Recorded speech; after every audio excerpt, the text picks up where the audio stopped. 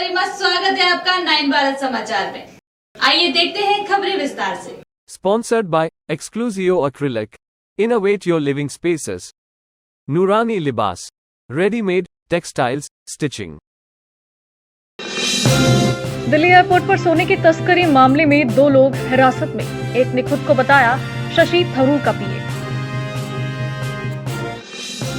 केंद्र ने पश्चिम बंगाल, हरियाणा, उत्तराखंड में सीएए के तहत नागरिकता देना शुरू कर दिया।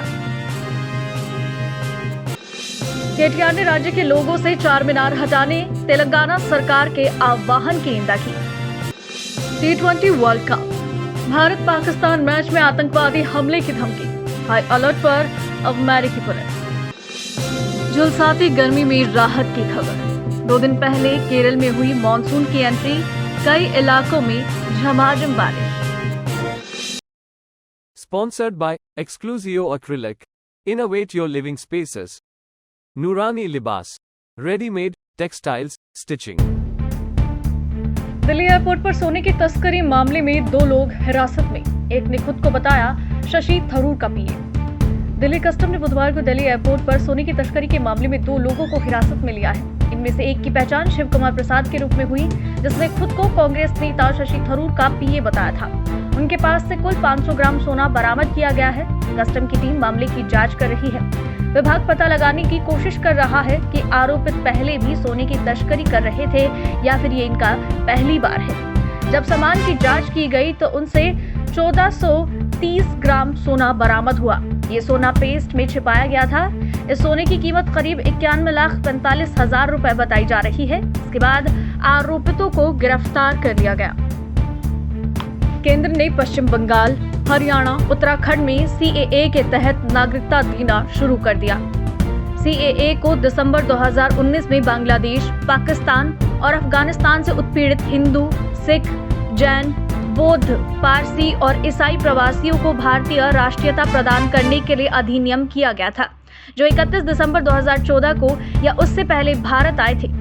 केंद्रीय गृह मंत्रालय ने एक बयान में कहा है कि पश्चिम बंगाल, हरियाणा और उत्तराखंड के आवेदकों को बुधवार को संबंधित राज्य अधिकार प्राप्त समिति द्वारा नागरिकता प्रदान की गई। केटीआर ने राज्य के लोगों से चार मीनार हटाने तेलंगाना सरकार के आह्वान की निंदा की। भारतीय राष्ट्रीय समिति बीआरएस के कार्यकारी अध्यक्ष केटी रामाराव केटीआर ने राज्य के आधिकारिक लोगों से चार मीनार को हटाने के कांग्रेस नेता तेलंगाना सरकार के आह्वान की आलोचना की।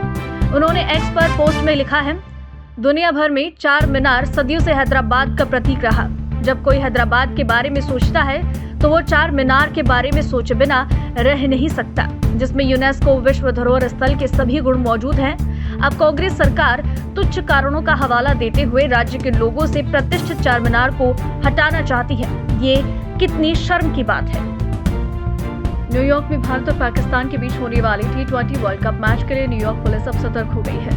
ISIS की तरफ से मिली धमकी के बाद टीम और स्टेडियम की सुरक्षा व्यवस्था और मजबूत कर दी गई है। धमकी दी गई है कि यहां आतंकी हमला फ्रीलांसर फियादीन से कराया जाएगा।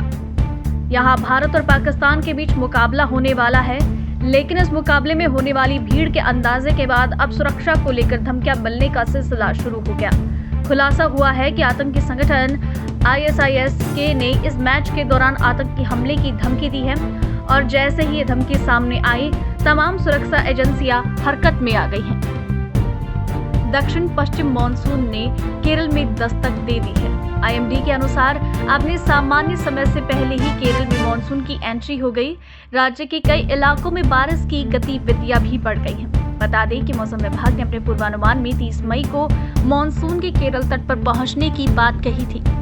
ये एक शराबी था जो अपनी पत्नी द्वारा फोन न उठाने से नाराज था और उसने प्रजा भवन में बम होने की झूठी कॉल कर दी।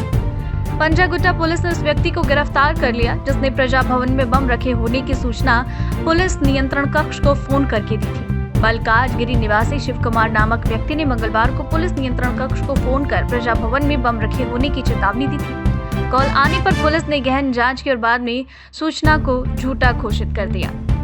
गोरशा महल से भाजपा विधायक टी राजा सिंह ने बुधवार को दावा किया कि उन्हें अलग अलग नंबरों से फोन पर जान से मारने की धमकियां मिल रही हैं। सोशल मीडिया प्लेटफॉर्म एक्स पर सिंह ने अपनी परेशानी जाहिर करते हुए कहा एक बार फिर मुझे आज कई नंबरों से जान से मारने की धमकियां मिल रही हैं। ये पहली बार नहीं है जब मुझे इस तरह की धमकियां मिली हैं।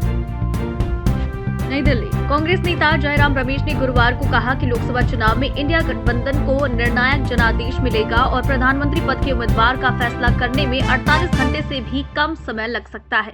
उन्होंने ये भी कहा कि यह स्वाभाविक है कि गठबंधन में सबसे अधिक सीटें पाने वाली पार्टी ही उसके नेतृत्व की स्वाभाविक दावेदार होगी।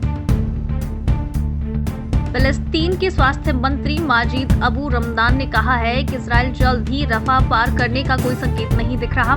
ये पूरी तरह से इजरायलियों के हाथ में है।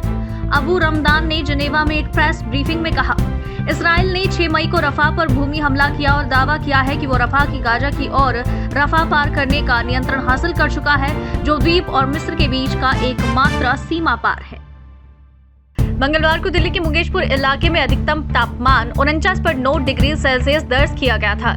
एक दिन तापमान और बढ़ा और मौसम विभाग की वेबसाइट के अनुसार स्टेशन ने 4:14 पर अधिकतम तापमान 52.3 डिग्री सेल्सियस दर्ज किया, जो अब तक का सबसे ज्यादा तापमान है। हालांकि भारत मौसम विभाग IMD ने अभी इस बात की पुष्टि नहीं की है कि ये वास्तव में देश का सबसे ज्यादा गर्म दिन था या नहीं। विभाग का कहना है कि मुंगेशपुर स्टेशन के तापमान सेंसर की जांच कर रही है। अभी के लिए इतना ही। लगातार खबरों के लिए बने रहिए हमारे साथ। नमस्कार।